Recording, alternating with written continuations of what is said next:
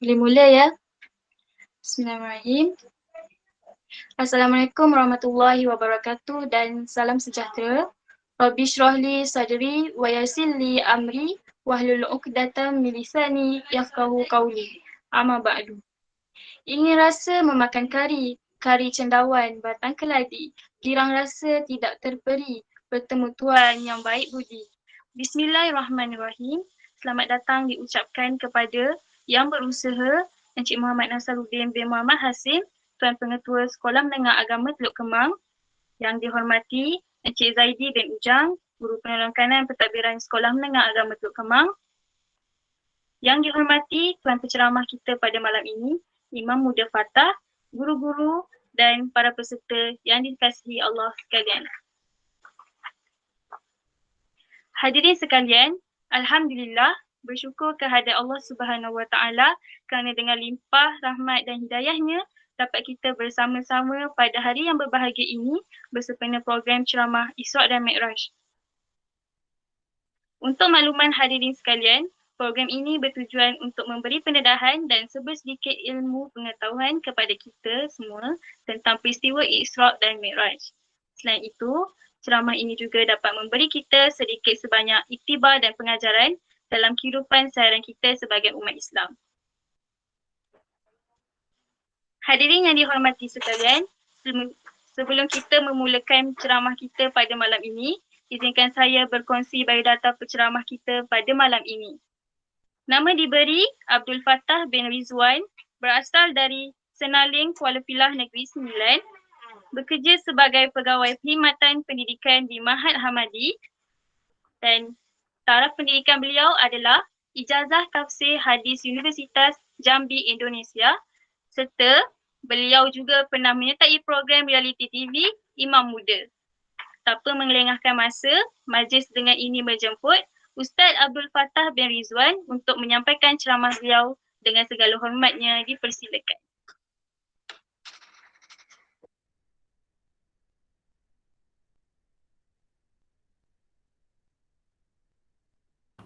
Mic tak buka Ustaz.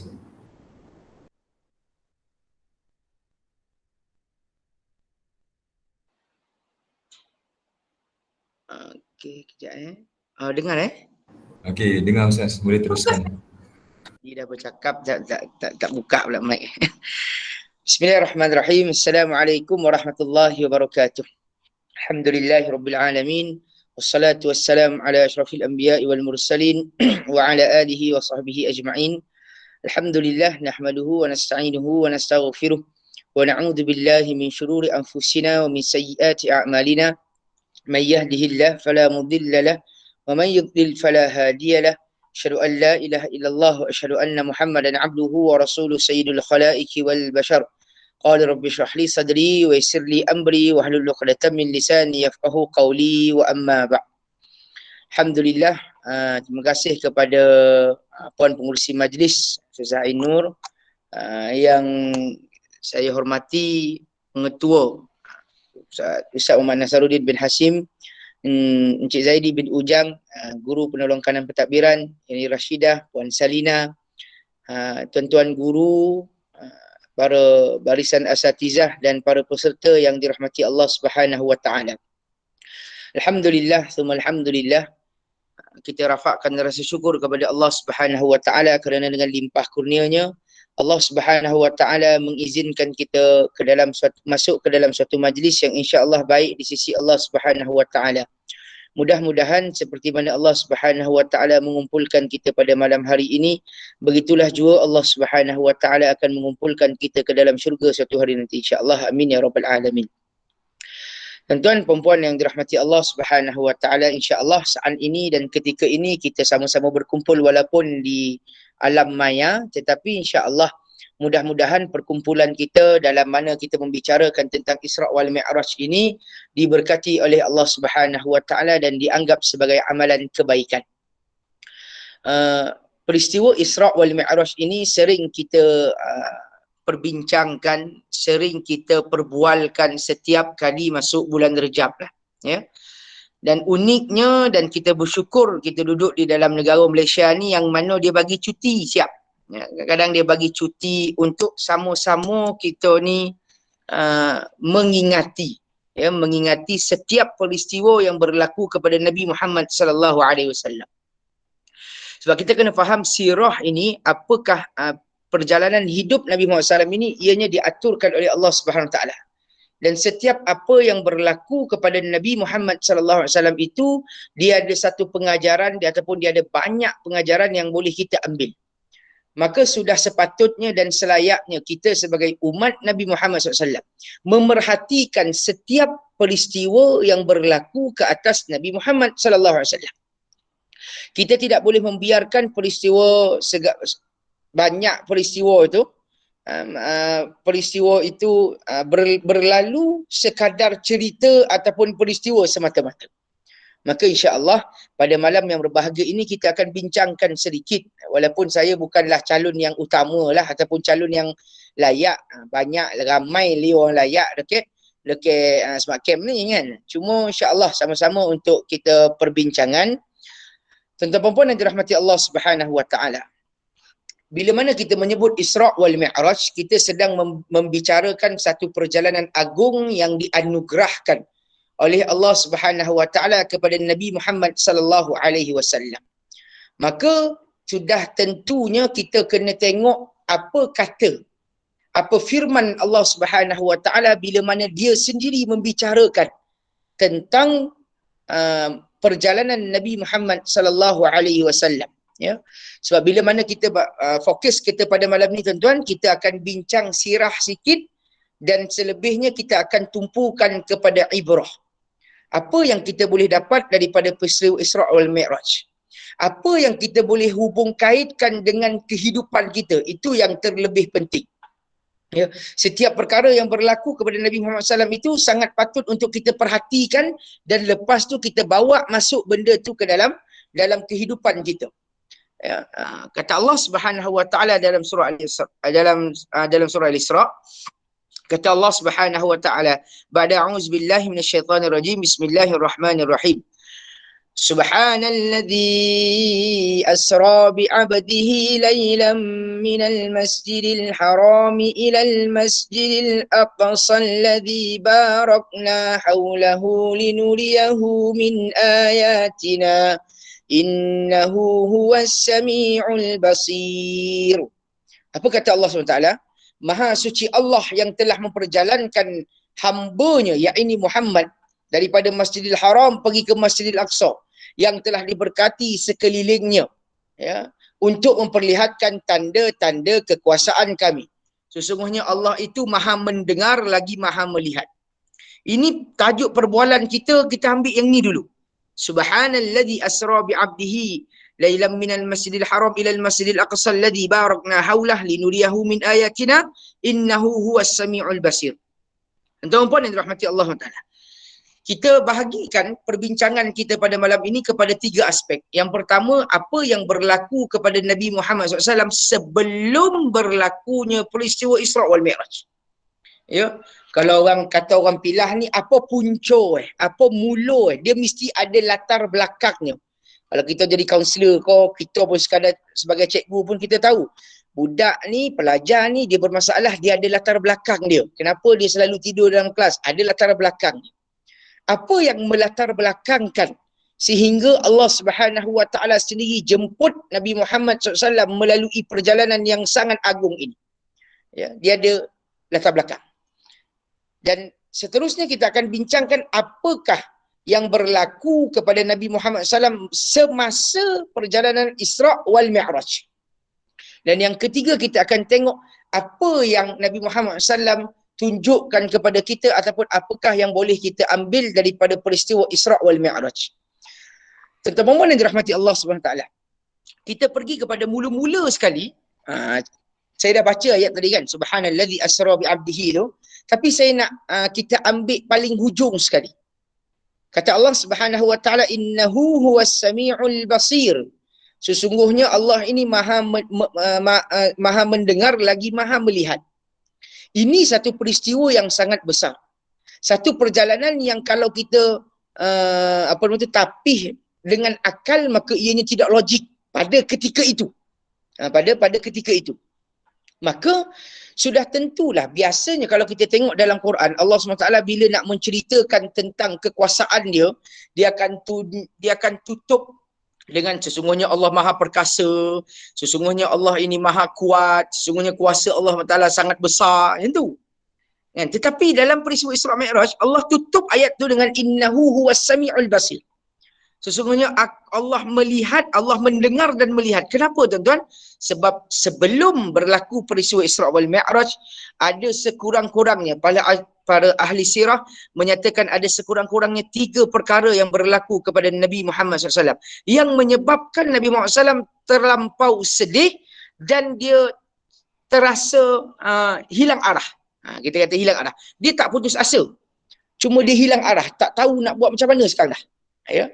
Yang pertama, kita imbau balik sebelum dia dijemput oleh Allah Ta'ala, Nabi Muhammad SAW ni, sebelum dia dijemput Allah Ta'ala, mula-mula sekali peristiwa besar yang berlaku kepada Nabi Muhammad SAW, iainilah kematian pakcik dia, iaitu Abu Talib. Abu Talib ni sayang Nabi, Nabi pun sayang Abu Talib. Ya, tetapi ditakdirkan oleh Allah Subhanahu Wa Ta'ala, Abu Talib ni meninggal dalam keadaan bukan Islam. Abu Talib ni sayang, dan Abu Talib sayang Nabi. Dialah yang menjadi antara tulang belakang dakwah Nabi secara sir satu ketika dahulu. Bila mana Nabi Muhammad SAW bawa dakwah, tuan, bukan orang kafir Quraisy tak tahu, dia tahu. Cuma dia susah nak ambil tindakan disebabkan ada pakcik dia ni. Pakcik dia mengetuai, Abu Talib ni mengetuai ketika itu Darun Nadwah. Kalau kita ni parlimen gitu lah kot, kan? Darun Nadwah ni. Jadi, dan Nabi Muhammad SAW memang sayang pakcik dia. Tetapi bila mana sampai kan tuan-tuan, bila nak meninggal Abu Talib ni, kata Nabi Muhammad SAW, ya wahai pakcikku, kul la ilaha illallah. Cakap la ilaha illallah. Ucapkanlah tiada Tuhan melainkan Allah. Akan aku gunakan kalimah yang engkau tuturkan itu untuk nak masukkan kau ke dalam syurga. Betapalah harapan Nabi Muhammad SAW. Kita ni kadang-kadang bila sebut pasal masuk Islam dan sebagainya ni, kita tak rasa benar. Sebab kadang-kadang kita ni mak Islam, monyang Islam, mati hoyang pun Islam, semua Islam. Cuba tanya kepada orang yang dah Islam, tuan-tuan, tetapi ada ahli keluarga ni yang belum Islam. Allah, besar pengharapan dia orang. Ya. Tetapi Abu Talib, dia kata apa? Jangan sampai orang Arab berkata Abu Talib meninggalkan agama nenek moyangnya. Dia tak dapat tinggalkan sentimen kepada agama inilah agama yang kita turut selama ni. Tu. Maka meninggal dia dalam keadaan kafir. Ini riwayat Ahli Sunnah wal Jamaah lah. Riwayat Syiah dia kata tak kafir. Okey, riwayat Ahli Sunnah wal Jamaah. Nabi Muhammad SAW sangat sedih. Sampaikan ada riwayat yang mengatakan Nabi Muhammad SAW ini dia berkata kepada Allah Ta'ala, akan aku minta ampun untuk Abu Talib ni sehinggalah Allah Subhanahu Wa Ta'ala mengampunkan Abu Talib. Dia nak minta ampun. Turun ayat Quran, tuan-tuan. Allah SWT kata, innaka la tahdi man ahbabta. Kan? Muhammad, kau tak dapat bagi hidayah kepada orang yang kau sayang. Walakin Allah yahdi man yasha. Allah Subhanahu Wa Ta'ala lah yang bagi hidayah kepada orang yang dia sayang. Maka sebab itu, tuan-tuan dan puan yang dirahmati Allah Ta'ala, itu pukulan pertama kepada Nabi Muhammad SAW. Maka backup besar dah tak ada lah. Nabi Muhammad SAW nak kena menyampaikan tugas. Tugas dia menyampaikan dakwah. Backup satu dah tak ada. Tiba-tiba, satu lagi orang yang berada di samping Nabi Muhammad SAW, iaitu isteri Nabi Muhammad SAW meninggal dunia. Nabi Muhammad SAW, Sayyidatina Khadijah. Nabi Muhammad SAW ni tuan sayang kepada isteri dia, tuan. Sayang. Ya. Ada riwayat Abu Daud, tuan. Satu hari Nabi Muhammad SAW ni dia tengah semayang. Lepas tu dia dengar, masa tu Khadijah ni dah lama meninggal dunia dah. Tiba-tiba dia terdengar bahawasanya ada orang bagi salam dekat luar rumah. Suara dia tu sebiji macam suara Khadijah. Sebiji macam suara Khadijah. Maka Nabi Muhammad SAW kata, Khadijah dah balik. Maksudnya sayangnya dia dekat isteri dia. Kata Khadijah dah balik. Padahal itu bukan Khadijah, itu adik kepada Khadijah. Ya, adik kepada Khadijah. Maka timbullah perasaan cemburu yang datang kepada Sayyidatina Aisyah. Masa tu Sayyidatina Aisyah tengok, dan Sayyidatina Aisyah cemburu dengan kecintaan Nabi Muhammad SAW terhadap Siti Khadijah. Ya. Dan kalau kita tengok bila mana meninggalnya Siti Khadijah ini, hilanglah tulang belakang yang satu lagi yang banyak support kegiatan dakwah Nabi Muhammad sallallahu alaihi wasallam. Ini teman-teman yang rapat yang mana banyak membantu Nabi Muhammad sallallahu alaihi wasallam. Maka tuan-tuan dan puan, ini yang kedua. Bila dah meninggal Abu Talib, bila dah meninggal Khadijah, maka sakatlah puak-puak kafir Quraisy ni, dia tokat Nabi Muhammad SAW. Sehingga kan tekanan tu terlampau besar, tuan-tuan. Kalau kita nak tengok tekanan Nabi Muhammad SAW ni, tak habis kita malam ni dah. Kan?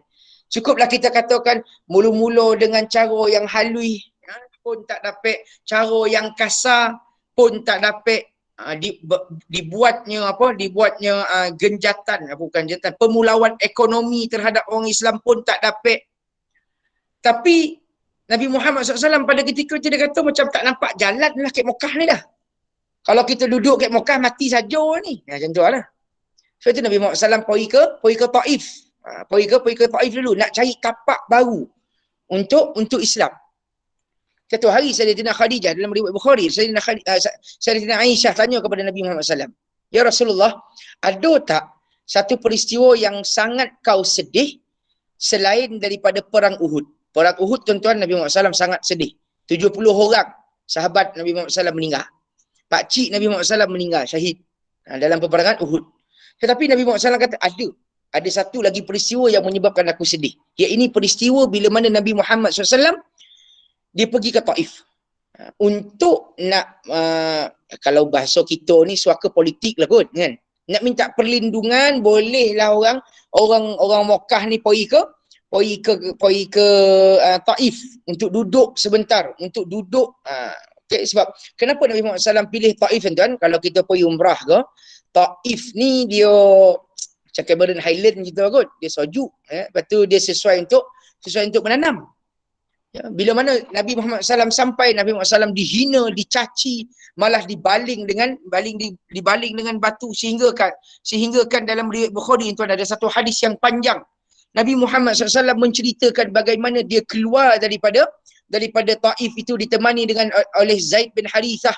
Pada ketika itu, Allahu Akbar, Nabi Muhammad SAW angkat tangan, dia kata, "Ya Allah Tuanku, mana kau nak hadapkan aku ni? Mana yang kau nak hadapkan aku ni? Kau nak hadapkan aku ke Mekah yang mana mereka itu bermuram durja dengan aku? Macam mana? Poilah, bawalah aku ke mana-mana pun, asalkan kau redha kepada aku, itu sudah cukup bagi aku." Kita boleh rasakan hopelessnya Nabi Muhammad SAW ketika itu. Tak tahu nak pergi mana. Ya, pergi ke Mekah kono macamnya, lepas tu kan nak pergi ke Taif macamnya pula dilayannya.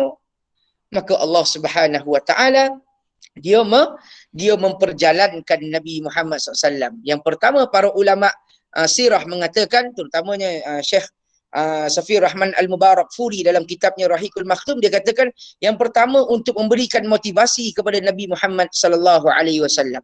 Ini peristiwa Isra wal Mi'raj. Bila mana tiga benda ni berlaku, maka Allah SWT panggil. Ini ada ibrah yang kita boleh belajar. Iaitulah kita ni takkan sunyi dengan masalah.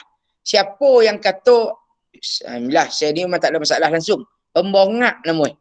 Ya. Kita ni, manusia ni mesti ada masalah. Tetapi dalam peristiwa Isra Mi'raj ni, Allah SWT nak tunjukkan. Allah kata, "Innahu huwas sami'ul basir." Aku dengar dan aku lihat. Apa benda yang Allah Taala dengar? Apa benda yang Allah Taala lihat? Kesusahan Nabi Muhammad SAW. Maka bila mana kita susah, bila mana kita ada rasa down dan sebagainya ni, ataupun kita hampir putus harapan, balik kepada Allah Subhanahu Wa Taala. Minta kekuatan daripada Allah Subhanahu Wa Taala. Inilah yang sebenarnya yang perlu kita lakukan. Tuan-tuan dan puan yang dirahmati Allah Subhanahu Wa Taala. Maka kita bincangkan.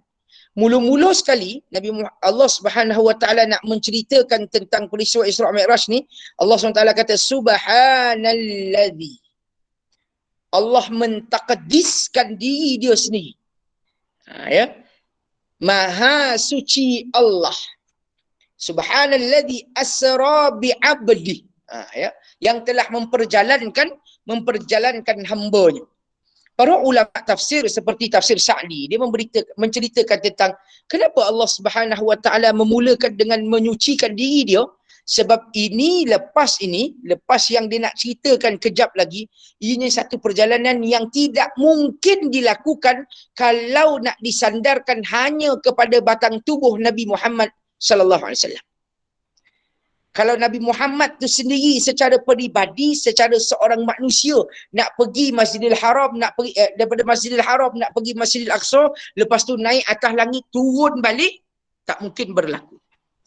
Maka sebab itu Allah SWT kata, dengan kekuasaan aku, dengan kesucian aku, aku telah memperjalankan hamba aku.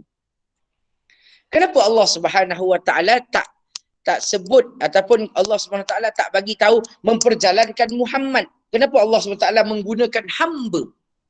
Sebab Allah SWT nak ceritakan the whole cerita story about Isra Mi'raj ni, ini cerita pasal kehebatan aku. Ini cerita pasal kehebatan aku. Mustahil pada orang lain, mustahil pada semua manusia, tidak mustahil oleh kerana kesucian ataupun kekuasaan aku. Ada banyak benda dalam dunia ni tuan-tuan yang mana dia nampak macam mustahil tapi tak mustahil. Ya, dengan kekuasaan Allah lah, dengan kekuasaan Allah. Allah kata subhanalladzi, kan? Baru ni saya baca artikel kat mana dah. Wan tu umur, bukan Wan lah, perempuan dia lah, ibu ni dah umur 51 tahun, dah timang anak 51 tahun. Saya pernah baca artikel pada di India. Wan umur 73 tahun melahirkan anak kembar. Nampak macam kita ni, ya Allah Akbar, 73 tahun dia berondol lah dia buat. Tak. Mustahil bagi kita, tak mustahil bagi Allah. Sebab itu Allah kata, aku yang memperjalankan hamba-Nya. Kekuasaan Allah Subhanahu Wa Taala. Subhanalladzi asra bi 'abdihi lailam minal masjidil haram ilal masjidil aqsa. Ya, dalam satu malam daripada Masjidil Haram pergi ke Masjidil Aqsa. Ya, ini satu perjalanan yang kalau kita timbang dengan akal kita pada ketika itu, kemajuan teknologi ketika itu memang mustahil. Sangat-sangat mustahil. Tapi again, kita balik kepada kuasa Allah Subhanahu Wa Taala, semuanya tidak akan mustahil. Baik. Asra bi 'abdihi lailam minal Masjidil Haram ilal Masjidil Aqsa. Ada dua masjid yang disebutkan dalam ayat ini. Ada orang tanya, kenapa Allah Subhanahu Wa Taala mentakdirkan di perjalanan tu daripada Masjidil Haram pergi ke Masjidil Aqsa dulu. Lepas tu baru. Boleh tak Allah Subhanahu Wa Taala jalankan daripada Masjidil Haram tu terus naik atas langit? Boleh. Tak ada masalah. Kan kita bincang tadi, subhanalladzi. Tetapi mesti ada signifikannya kenapa Allah Subhanahu Wa Taala dia letakkan Masjidil Aqsa tu. Yang pertama hendak membuktikan kebenaran kisah Isra wal Mi'raj. Ini kepentingan Nabi Allah Subhanahu Wa Taala meletakkan Masjidil Aqsa ni.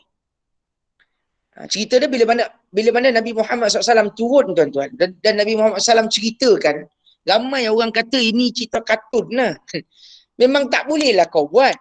Tetapi ada beberapa orang di kafir Quraisy ketika itu, dia dah sampai Masjidil Aqsa. Dia dah sampai. Bila dia dah sampai kat Masjidil Aqsa, maka dia uji. Sebab Nabi Muhammad SAW cerita, aku malam tadi daripada Masjidil Haram pergi Masjidil Aqsa, lepas tu naik atas langit. Maka dia kata, kalau betul lah kau pergi Masjidil Aqsa, aku nak tanya kau berapa tiang? Dia. Berapa tiang? Dan Nabi Muhammad SAW ni seorang manusia, dia ada lupa, kan? Dapatlah orang lelaki kan kadang macam kita lah puan. Kita pergi masjid, kita kira kau tiang masjid. Tak ada kira tuan-tuan. Kan? 1, 2, 3, tak ada pun orang rumah kata yang. Dah sampai-sampai kata orang yang nak tanya, tadi masa sembahyang kat masjid ni berapa tiang? Mana kita tahu? Kita selayaknya. Macam tu lah benda-benda detail ni orang lelaki kurang sikit lah kan. Maka Nabi Muhammad SAW masa itu terlupa berapa tiang, dan itu bukanlah satu fokus. Tetapi Allah Subhanahu Wa Taala gambarkan di hadapan Nabi Muhammad SAW ni tiang dia macam mana, keadaan Masjidil Aqsa ketika itu macam mana. Maka Nabi Muhammad sallallahu alaihi wasallam dia dapat jawab. Itu hikmah yang pertama kata ahli sirah. Hikmah yang pertama dia, apa benda, apa alasan lagi kau nak tolak? Apa alasan lagi yang nak menyebabkan kau tolak peristiwa Isra wal Mi'raj? Sehingga kan satu keadaan Masjid Al-Aqsa tu sendiri Nabi Muhammad sallallahu alaihi wasallam telah boleh menerangkannya dengan begitu baik. Yang kedua,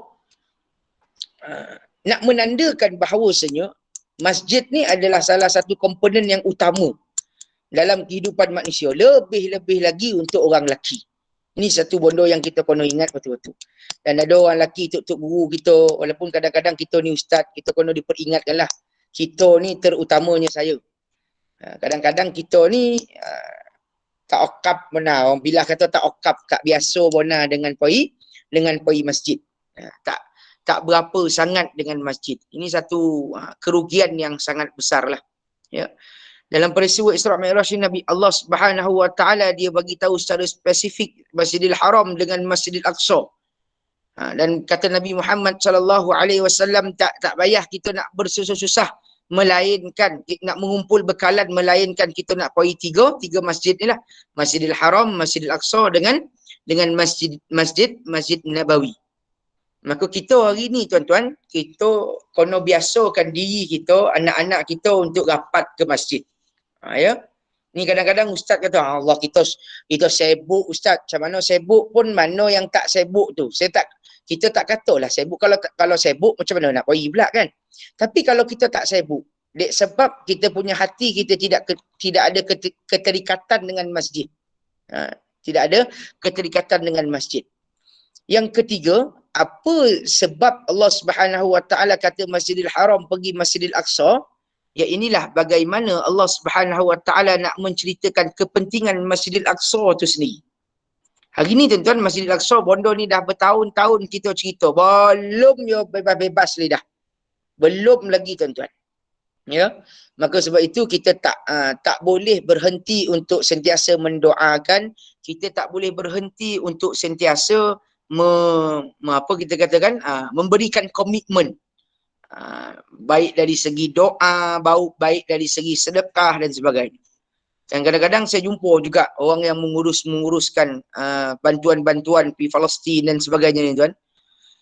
Ulama-ulama sedunia ni ataupun khususnya ulama-ulama Palestin ni, dia selalu kata duit orang Malaysia ni memang laku.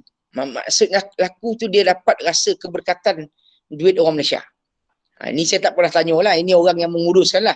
Dia kata orang Malaysia, syekh-syekh dekat sana, tuan-tuan guru kat sana, dia selalu kata bahawasanya kalau benda tu kita dapat daripada orang Malaysia ni, kita rasa syukur sangat. Sebab dia mungkin ada barakah dia. Dan kita orang Malaysia ni memang sangat-sangat rajin untuk menderma. Ditipu semasa menderma pun rajin kita ni. Tapi bab Palestin ni kita mesti ada sensitiviti kita. Tuan-tuan, Barat tuan-tuan ataupun penjajah ni, dia pandai. Dia tahu bahawasanya dalam Abbasiyah ketika itu, dia tahu bahawasanya orang Islam ni kalau dia bersatu maka dia akan jadi kuat untuk mempertahankan Masjidil Aqsa tu. Dia akan jadi kuat. Maka dibuatkan nation lah, maksudnya dia kata kedaulatan negara. Indonesia dengan Indonesia, Brunei dengan Brunei, Malaysia dengan Malaysia, Singapura dengan Singapura. Dan kita ada sifat kekitaan ataupun orang putih panggil sense of belonging. Kita dengan Malaysia kita. Kita orang Malaysia kan, orang Indonesia tak main kita dah. Itu silap buat. Ya. Mungkin kita boleh sayangkan negara kita, boleh, tak ada masalah. Cuma dalam bab Palestin ni tuan-tuan, semua daripada kita akan ditanya oleh Allah Subhanahu wa taala. Apa kita punya peranan untuk nak membebaskan Palestin, ataupun paling kurang pun kita mendoakan Palestin. Okey? Baik. Allazi barakna haulahu linuriyahu min ayatin, dan telah diberkati. Kata ulama mufassirin, dia kata yang diberkati itu maksudnya apa tuan? Yang diberkati itu maksudnya yang pertama, dia punya tanah dia boleh jadi subur. Yang kedua, Allah Subhanahu wa taala berkati tanah dia tu. Tanah dia tu maksudnya tanah tempatnya itu Allah SWT berkati. Tapi tak semestinya orang dalam tu diberkati. Tak. Saya ada seorang sahabat tuan-tuan, dia belajar Madinah, mengandar dia. Andar lah. Sekarang ni dia tengah ambil PhD. Jadi satu hari ni dia balik daripada Madinah. Kita pun pergi makan lah. Pergi minam kek sombat. Kek sombat mesti. Jadi terkeluarlah dekat saya punya mulut ni. Dia kata, kau untung lah dapat belajar kek Madinah. Bumi Madinah ni, ya Allah. Hai. Kita kata gitulah. Sebab kita punya ijazah Indonesia, ya kan. Orang semua heboh pergi overseas. Saya pergi over the sea, ya, Indonesia. Jadi saya pun katalah, untunglah kau boleh pergi ke Madinah ni. Betul dia kata apa? Kau kena ingat patah. Tempat itu tidak mensucikan manusia. Tempat itu tidak mensucikan manusia. Tempat ini boleh diberkati oleh Allah SWT. Tetapi macam mana pun kalau orang tu tidak mengambil keberkatan, maka tempat tu tidak memberikan apa-apa makna. Lepas tu kadang-kadang kita, sekolah kita ni tuan, budak-budak kita ni, pelajar-pelajar kita ni kata, alah ustaz, tak payah beriona lah, kita ni budak smart camp ni pun. Ramai orang cakap yang tu. Nak buat macam mana? Budak sekolah smart camp macam tu. Ramai orang cakap yang tu. Sekolah saya pun macam tu lah. Dah, macam mana? Kita ma'had kan. Ma'had ni sempoi-sempoi sudah.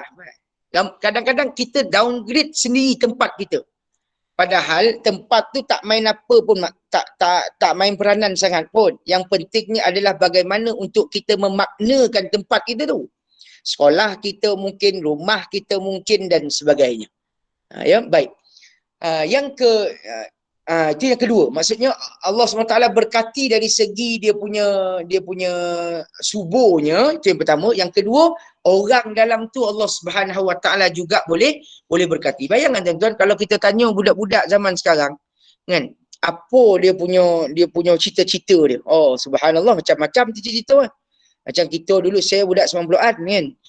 Budak-budak 90-an ni dia akan standard lah, cikgu, bomber, polis, doktor, macam tu lah. What's your ambition kan, cita-cita kau. Zaman sekarang tuan-tuan, saya tanya dengan budak-budak ni, kata, saya nak jadi YouTuber. Macam-macam. Ya, nak jadinya. Tetapi kalau kita tanya anak orang Palestin ni tuan, dia punya impian dia nak syahid dia. Impian dia nak mati syahid dia, bayangkan. Kan? Dia punya kekuatan jiwa dia tu. Maka sebab itu tuan-tuan perempuan yang dirahmati Allah Ta'ala, tanya diri kita hari ni. Berapa banyak usaha kita untuk Palestin? Berapa seringkah kita punya doa kepada orang Palestin? Baik, alladzi barakna haulahu linuriyahu min ayatina. Jadi Allah Subhanahu Wa Ta'ala nak menunjukkan tanda-tanda kekuasaannya. Perjalanan tu sendiri dah jadi tanda dah buat. Kan, ulama mufassirin seperti tafsir Sa'di, saya suka baca tafsir Sa'di. Tafsir Sa'di kata apa? Yang pertama, dia punya tanda kekuasaan Allah tu, yang Allah kata linuriyahu min ayatina tu, yang pertama perjalanan tu sendiri. Ya, dia tak pada ketika itu perjalanan itu tak masuk akal lah. Kalau bahasa kampung kita bagi analogi lah tuan-tuan. Kan? Seekor somut tu duduk kat Senalik. Kemungkinan samut tu dia nak ikut lah dia punya tuan ni. Samut tu ada roket pokok rambutan. Contoh ni ya, contoh.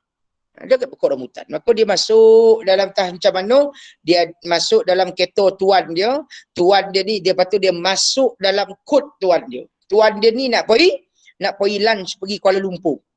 Nak pergi lunch Kuala Lumpur. Maka tuan dia pakai kod dia dalam kereta dia tu. Bawa lah samut ni ada roket kod itu. Tengok, ya Allah, ini KLCC, ininya dia ikut tuan tu, dia nampak. Dia mandang. Lepas tu bila mana tuan dia ni dah settle meeting, dah sampai apa, malam kan balik. Bila balik tuan dia ni, dia punya samut tadi balik juga dekat pokok rambutan tu. Maka samut pun cerita. Dia kata, nak tahu tak? Ni nak story sikit ni, katanya. Maka samut lain ni katalah, story apa? Kau cerita. Tadi pagi tengah hari tadi dan pergi ke KL, katanya. Bayangkan. Dia samut, tuan, cerita dengan samut-samut lain dan pergi KL. Dan nampak KLCC lah, macam-macam dia nampak. Apa samut-samut yang lain ni kata apa berak kau ni. Orang ni 9 kata. Apa bondo kau cerita ni? Kita ni samut tahu tak? Tak mungkin kita tempuh perjalanan macam tu. Kita nak pergi depan tuan pun lambik. Nabi Muhammad SAW cerita dekat orang tu. Dekat orang kafir Quraisy ketika itu. Satu perjalanan yang tak dapat ditafsir dengan kepala, dengan akal kita. Tetapi dengan kekuasaan Allah. Yang kedua, ulama mufassirin kata apa tanda yang difokuskan, iaitulah peristiwa-peristiwa yang Nabi Muhammad sallallahu alaihi wasallam dia lalui pada ketika dia pergi Isra dan pergi Mi'raj. Kalau saya nak bincang tuan-tuan, kita kena buat satu lagi kuliah lah. Saya tak nak cerita-cerita tu. Ya, dan tapi kena hati-hati tuan, sebab banyak juga cerita-cerita palsu. Ya, tentang Isra wal Mi'raj ni, riwayat-riwayat yang tidak sahih yang mana dimasukkan dalam ceramah. Kadang dulu kata dibakar kepala lah, terbergantungan lah apa semua. Dia ada banyak riwayat yang sahih, ada juga riwayat yang tidak sahih. Kita tengok betul-betul ya cerita apa yang dilalui oleh Nabi Muhammad SAW. Ya, dan tanda Nabi Muhammad, tanda kebesaran Allah SWT juga bila mana Allah SWT bagi kekuatan motivasi kepada Nabi Muhammad SAW. Apa maksud kekuatan motivasi ni tuan-tuan? Ya, inilah Nabi Muhammad SAW boleh berjumpa dengan nabi-nabi yang seangkatan dengannya, lebih senior daripada dia. Ya, di langit yang ke-6 jumpa dengan Nabi Ibrahim, lepas tu bawah lagi jumpa Nabi Isa lah, Nabi apa semua lah ni. Ini semua nak merenewkan semangat Nabi Muhammad sallallahu alaihi wasallam. Ini ada satu ibrah yang kita boleh ambil tuan-tuan, iaitulah kita ni memerlukan rakan sekerja ke, rakan sejawat ke, ataupun komuniti ke, ataupun orang panggil circle ke, yang boleh membantu kita, puan. Ya, boleh membantu kita. So kita hari ni puan, kalau kita ada rasa macam jam, kojo dan sebagainya, kita kena copek-copek cari orang yang boleh bantu kita dalam kojo kita. Ya, bukan ialah apa bahasa-bahasa apa pentadbiran sekarang toksik lah, jangan cari kawan toksik lah, apa vibe bad vibe lah kan, bad vibe negatif dan sebagainya ni. Kalau boleh kita ada satu perkumpulan yang mana kita akan bincangkan balik dan sebagainya. Ya. Tuan-tuan puan-puan yang dirahmati Allah SWT. Antara benda yang besar juga yang mana Nabi Muhammad SAW dapat daripada peristiwa Isra wal Mi'raj, ya inilah bagaimana Nabi Muhammad SAW mendapat syariat salat. Syariat salat. Bila kita sebut pasal syariat salat ni tuan-tuan, inilah satu syariat yang mana Allah Subhanahu Wa Taala jemput Nabi Muhammad SAW. Boleh je Allah Subhanahu Wa Taala nak bagi wahyu, lepas tu suruh semayang. Boleh. Tetapi Allah Subhanahu Wa Taala khususkan perjalanan ini juga, di antara maksudnya adalah untuk nak memberikan syariat salat. Syariat salat yang mana benda yang pertama yang akan ditanyakan oleh Allah Subhanahu Wa Taala. Maka hari ini tuan-tuan, kita kena tengok apa yang kita nak buat dengan solat kita. Saya tak ceritalah nanti jumpa dengan Allah Ta'ala, lepas tu turun nanti Nabi Musa kata tak boleh, jangan pergi minta diskaun. Itu semua tuan-tuan guru dah tahu dah. Yang kita nak kongsikan hari ni tuan-tuan, macam mana kita nak mengupgrade solat kita. Ya, solat kita. Ibrah daripada peristiwa Isra wal Mi'raj ini. Yang pertama tuan-tuan, semayang dulu. Saya yakin dan pasti tuan-tuan semua orang semayang. Yang masuk ni 67 orang semua ni, semua semayang. Cuma kita sebagai cikgu, kita sebagai guru, kita sebagai jiran, kita kena bagi tahu dekat semua orang, masyarakat kita, pergi semayang dulu. Tapi Ustaz, saya ni bukan baik benar. Pergi semayang dulu, kita kata. Saya belum belajar lagi Ustaz. Pergi semayang dulu, kita kata. Semayang tu dulu. Walaupun kadang-kadang tak fasih lah, walaupun kadang-kadang semayang gigi gongak ko, kadang-kadang semayang, kadang-kadang tak semayang, kita kata pergi semayang dulu. Ada satu artis baru ni saya jumpa dia jugalah, apa nyanyi lagu gila-gila apa boleh, siapa nama dah. Dulu dapat anugerah AJL kau itulah kan. Dia cerita macam mana dia semayang. Dia kata apa, mula-mula dulu memang saya tak semayang lah, memang kaki kelabing semua ni. Jadi dia mula-mula nak mula semayang ni tuan, dia semayang satu je semayang. Contohnya dalam minggu ni dia semayang zuhur je, yang lain tak semayang. Dia cerita ni. Lepas tu ada satu lagi minggu dia semayang subuh saja, yang lain tak semayang. Dia nak cuba semayang dulu. Nak cuba semayang dulu. Hari ni tuan-tuan, masyarakat kita parah tuan. Parah. Ya. Tak semayang. So yang pertama sembayang. Bagi tahu ke anak-anak kita, kalau boleh tunjukkan dekat mak ayah. Saya minta maaf banyak-banyak. Kadang-kadang kita, walaupun kadang-kadang kita sekolah agama tuan-tuan, kadang-kadang mak ayah tak semayang. Hantar nak pergi sekolah agama. Mak ayah dia sendiri tak semayang. Ada banyak sendiri. Malah anak-anak murid saya pun banyak juga yang menceritakan benda yang sama. Kata, mak ayah tak semayang Ustaz. Mak ayah saya nak jadikan saya tahfiz, tapi mak ayah saya tak reti baca Quran. Dia kata itulah. Kan? So kalau kita ada pertemuan dengan PIBG, kita kena selalu ingatkan benda ni. Ya, kena solat dulu. Baik. Lepas kita solat, step yang kedua, ialah kita jaga solat. Solat ni satu hal dah. Cuma nak jaga solat ni adalah satu benda yang lain. Sebab itu Nabi Muhammad, Allah SWT kata, berjaya orang mukmin itu kerana apa? Alladzina hum fi salatihim khashi'un. Salat itu dengan khusyuk. Bila khusyuk ni dia memerlukan apa tuan? Dia bukan memerlukan hanya salat. Dia memerlukan penghayatan kepada salat. Penghayatan kepada salat itulah yang kita katakan penjagaan salat. Salat awal waktunya, mengutamakan salatnya dan sebagainya. Yang ini kadang-kadang kita walaupun ustaz-ustaz, kita terlepas pandang. Ya. Terlepas pandang. Kita tahulah tuan perangai kita masing-masing. Lebih-lebih lesen lah. Kadang kita terlepas bab salat. Bukan kita tak semayang, ya, tapi kita tak mengutamakan semayang. Ya, sebab itu kekuatan jiwa kita kurang. Yang seterusnya tuan-tuan, kita mesti top up ilmu kita tentang solat. Ilmu kita tentang solat ni. Berapa ramai tuan-tuan? Saya ingat lagi, dulu ada satu hari ni saya ada nak set up satu kuliah dekat satu masjid. Jadi dia tanya kat saya, jemaah ni tanya kat saya, dia kata, Ustaz nak ngajar apa Ustaz?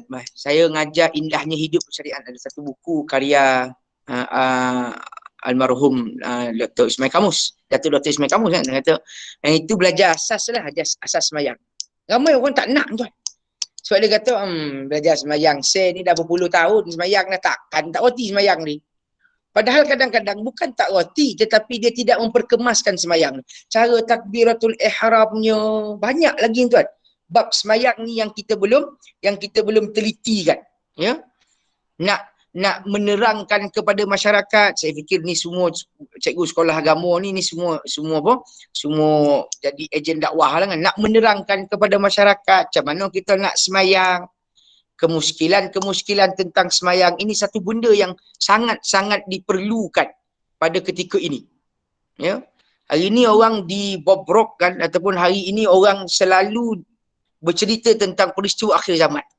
Bergogar pagi tadi. Moncih pun rasa, saya tak tahulah Kek PD rasa kan. Kek Moncih adalah rasa sikit kan. Ada gogar sikit Kek KL, bola-bola KL, wah heboh lah orang. Habis gogar tu ramai orang telefon kata, Ustaz, macam mana Ustaz? Dah nak akhir zaman dah ko, nak mati saya ni dah ko. Macam-macam takut Ukraine dengan Rusia sekarang berperang. Habislah Ustaz, kita dah ada perang dah. Ini dah akhir zaman dah bilolah Imam Mahdi nak keluar. Dia hebohan benda tu tuan.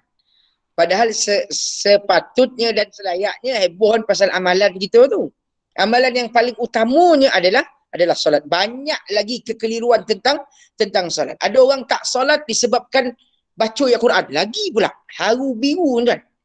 Ya. Sebut fawailul lil musallin, celaka orang semayang. Habislah kita celaka orang semayang ni, padahal dia tak tahu sahun tu pun apa maksudnya. Ini satu benda ilmu tentang solat. Dan percayalah tuan-tuan, kita walaupun orang yang dah bersolat ni insya-Allah, kita masih lagi memerlukan untuk kita membaca bagaimana nak menyempurnakan solat kita, bagaimana nak alignmentkan solat kita agar solat kita ni bertepatan dengan mazhab kita ataupun bertepatan dengan hadis Nabi Muhammad sallallahu alaihi wasallam. Ini kojo kita sampai ke mati. Dan kita kena tekankan benda ni sebab apa tuan? Sebab Allah Subhanahu Wa Taala sendiri kata akan berjaya orang mukmin ni dengan salat.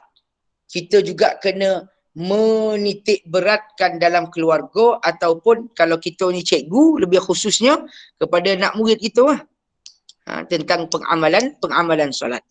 Ya, itu beberapa perkara yang besar bila mana kita bercerita tentang Isra' wal Mi'raj. Saya cadangkan tuan-tuan puan boleh satu buku. Tak besar, tak panjang pun, tak tebal pun buku tu dan tak mahal pun buku tu. Kita boleh buku apa nama tu? Sempurnakan solatmu ke, kan, formula solat sempurna ke daripada Dr. Zaharuddin Rahman. RM28 dia ogol. Kan? Nak tengok isu-isu solat ni macam mana. Kalau kita buat macam mana, sebab kita akan diganggu oleh was-was kerana ketiadaan ilmu. Sebab tu kadang-kadang ada orang dia ada sakit was-was tu dalam solat tu. Kan? Waktu kau tidak dia nak buat macam mana, yang ni dia dah silap dah, macam mana dia nak buat. Kadang para ustaz pun susah tuan-tuan. Kalau benda tu tak dipelajari. Maka sebab itu tuan-tuan perempuan yang dirahmati Allah Subhanahu Wa Taala, kita recap balik apa yang kita boleh dapat hari ini tuan-tuan. Yang pertama kita ceritakan sebelum berlakunya peristiwa Isra' wal Mi'raj, ada 3 perkara yang berlaku kepada Nabi Muhammad sallallahu alaihi wasallam. Nak menjadikan tanda ketiga-tiga peristiwa itu mendatangkan kesedihan yang teramat kepada Nabi Muhammad sallallahu alaihi wasallam. Maka dekat situ kita boleh belajar setiap masalah pasti ada, tetapi bagaimana kita nak turn, macam mana kita nak ubah masalah itu dengan kita menghadap Allah Subhanahu Wa Taala. Yang kedua, kita ceritakan tentang bagaimana peristiwa Isra' wal Mi'raj ini akan mengingatkan kita sebagai kebesaran Allah Subhanahu Wa Taala. Betapa berkuasanya Allah Subhanahu Wa Taala pada hamba-hambanya. Itu kita tuan-tuan, kadang-kadang kita suka tengok kekuasaan Allah ni bondo-bondo yang polik. Ya, bondo-bondo yang polik. Boli daging tu terukir kalimah Allah. Allah, inilah kebesaran Allah. Kadang-kadang tuan, Allah Subhanahu Wa Taala dalam Quran disuruh kita tengok penciptaan langit dan penciptaan pagi dan malam. Kat situ dah ada tanda kekuasaan Allah dah. Hatta kadang-kadang dekat badan kita ni pun kita dah boleh tengok dah tanda kekuasaan Allah. Dulu kita punya rambutnya, ya Allah, hitam segala, cantik. Kan, boleh buat macam-macam style. Sekarang ni umur kadang dah 40, kadang tak sampai 40, dah 30, dah mula ada uban, dah mula 50% ada uban. Bagaimana Allah tunjukkan tanda-tanda kekuasaan dia. Dulu kita nak mengajar ni, berapa relief, saya siap offer tu. Ada tak hari ni relief? Saya ni boring lah. Saya nak ambil semua relief tu. Sekarang ni dah 20 tahun, 25 tahun khidmat, servis, kata bagilah orang lain. Dia dah mula penat, dia dah mula tak daya dan sebagainya. Tanda-tanda kekuasaan Allah. Yang ketiga, bagaimana Allah Subhanahu Wa Taala mengisyaratkan pentingnya Masjidil Aqsa dan pentingnya untuk kita mengimarahkan. Kadang-kadang kita ni heboh sebut pasal Masjidil Aqsa. Sebelum kita nak heboh Masjidil Aqsa tu, pergilah Masjid Qaryah kita dulu. Masjid Aqsa, tapi Masjid Qaryah tak pergi, itu pun kacau juga tuan. Ya. Kita kena jaga diri kita, keluarga kita, masyarakat kita dengan menghidupkan masjid. Cuba sedikit demi sedikit lah. Saya bukan kata saya pun jaga bona tuan-tuan. Kita sama-sama diuji tuan-tuan. Kadang-kadang diuji dengan raplah. Ya, orang Penang kata raplah. Maksudnya raplah kita ni kesibukan yang kadang-kadang bukan sibuk warna pun. Sibuk dunia je. Kan? Tapi kita tidak memberikan ihtimam kepada masjid itu sendiri. Ya, selepas itu tuan-tuan dan puan, benda yang juga besar, ya inilah menceritakan tentang solat, satu syariat yang mana Allah Subhanahu Wa Taala panggil. Kita sebagai guru tuan-tuan jangan lupa untuk masukkan elemen solat setiap kali kita mengajar. Ini bagi saya lah. Kaitkan solat ini dengan kejayaan untuk anak-anak dan sebagainya. Ya. Hatta macam budak-budak SPM kan, saya tak tahu di Smart Camp rasanya sama kot, 2 Mac kan kita mula. 2 Mac tu kita mula tuan-tuan dan puan. Sepatutnya berbulan-bulan dahulu kita dah tekankan kepada anak-anak murid kita ni tentang pentingnya untuk jaga solat. salat malam, sebab dengan itu Allah Subhanahu Wa Taala akan bagi kejayaan. Maka mudah-mudahan plan action kita sekarang kono ada buat. Bukan kita masuk kuliah ni tuan-tuan, bukan kita masuk ceramah Isra Mi'raj ni sebab yelah semakin lah buik-buik lah bos masuk takkan kita tak masuk. Itu perangai orang kita tuan-tuan. Baik cikgu, baik ustaz. Sama je. Ya. Takkanlah kita tak pergi. Ada borang ni, borang siapa tak datang, siapa datang. Nah, itu cerita kan. Padahal kita ni sama-sama kita buat plan action kita. Apa yang kita nak buat lepas ni puan? Apa gerak kerja kita nak memantapkan sembahyang kita? Dari segi sudut fiqahnya, dari segi sudut pemahaman ayat-ayat bacaan dalam solatnya, dari segi pemahaman falsafah sembahyang itu sendiri. Ya, kita dah kena ada plan action insya-Allah. Mudah-mudahan Allah Subhanahu Wa Taala redha. Saya diberitahu oleh penganjur saya kena berhenti pada jam 9. Pada jam 9. Maka untuk yang kesimpulan tuan-tuan puan-puan yang dirahmati Allah SWT, jangan biarkan, saya lebih terarah kepada jangan biarkan segala yang berlaku pada diri Nabi Muhammad SAW itu kita pandang enteng ataupun pandang sepi. Jangan. Sekurang-kurangnya kita ada satu kitab sirah dalam rumah kita. Setiap kali musim Rejab kita baca balik bagaimana perjalanan Nabi Muhammad SAW. Ni tak lama lagi Ramadan. Kita study juga pasal Ramadan. Dalam Ramadan ada nuzul Quran. Macam mana kita nak study pasal Quran pula, macam-macam kojo gitu. Lepas tu ada ustaz saya dia kata, kadang-kadang saya pelik kata.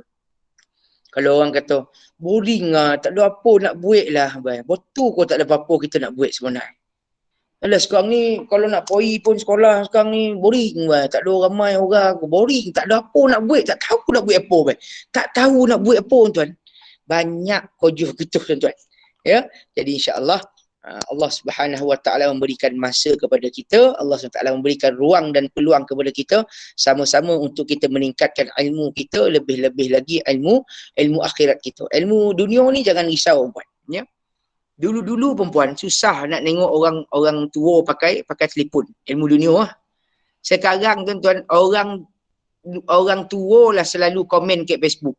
Itu yang ada gelaran makcik bawang, netizen bawang tu. Mana dia tahu pakai Facebook, mana dia tahu nak tulis tu semua. Sebab itu bodoh dunia, bodoh boleh belajar. Kojap ni tuan. Bodoh agama ni yang memerlukan komitmen insya-Allah. Mudah-mudahan Allah Subhanahu Wa Taala redha, mudah-mudahan Allah Subhanahu Wa Taala berkati. Saya minta maaf banyak-banyak kalau ada salah dan silap. Saya minta maaf banyak-banyak kalau ada perkataan yang saya ungkapkan tidak sesuai untuk saya ungkapkan.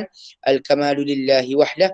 Kesempurnaan itu hanya milik Allah SWT. Terima kasih kepada Ustaz Syahid lah yang mengkontak saya sebagai pemudah acara. Terima kasih kepada Tuan Pengetua, Ustaz Muhammad Nasaruddin. Terima kasih kepada warga Sekolah Menengah Agama Teluk Kemang. Mudah-mudahan Allah Subhanahu Wa Taala rahmati kita semua. Aqul qauli hadza wa astaghfirullahal azim li wa lakum. Wassalamualaikum warahmatullahi wabarakatuh. Saya kembalikan kepada Puan Pengurusi. Waalaikumsalam warahmatullahi wabarakatuh. Majlis merakamkan ribuan terima kasih kepada Tuan Penceramah atas perkongsian sebentar tadi. Diharapkan segala tunjuk ajar dan perkongsian ilmu ini dapat dimanfaatkan oleh semua. Majlis diteruskan lagi dengan ucapan dari Pengetua Sekolah Menengah Agama Teluk Kemang yang berusaha Encik Muhammad Nasaruddin bin Muhammad Hasim untuk memberikan sepatah dua kata. Majlis dengan segala hormatnya dipersilakan.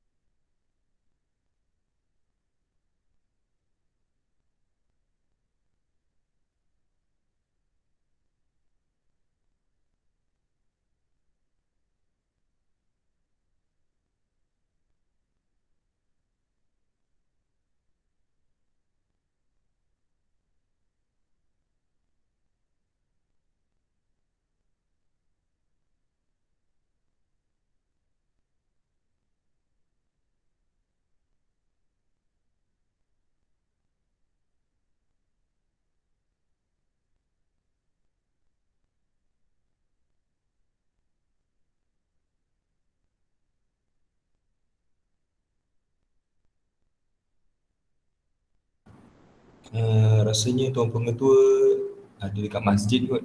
Kalau ada imam hari ni.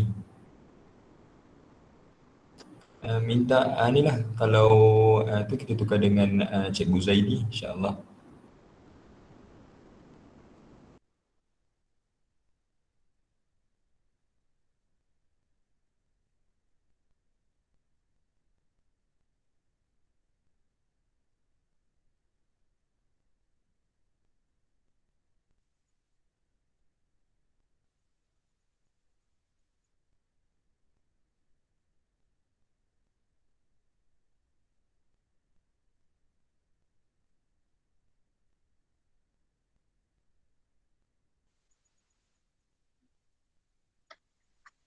Jadi kita tutup teruslah dengan berakhirnya ucapan dan tazkirah daripada Imam Muda sebentar tadi. Maka berakhirlah program kita pada malam ini. Semoga kita semua dapat mendapat ilmu yang bermanfaat dan dapat dimanfaatkan, insyaAllah. Sekian.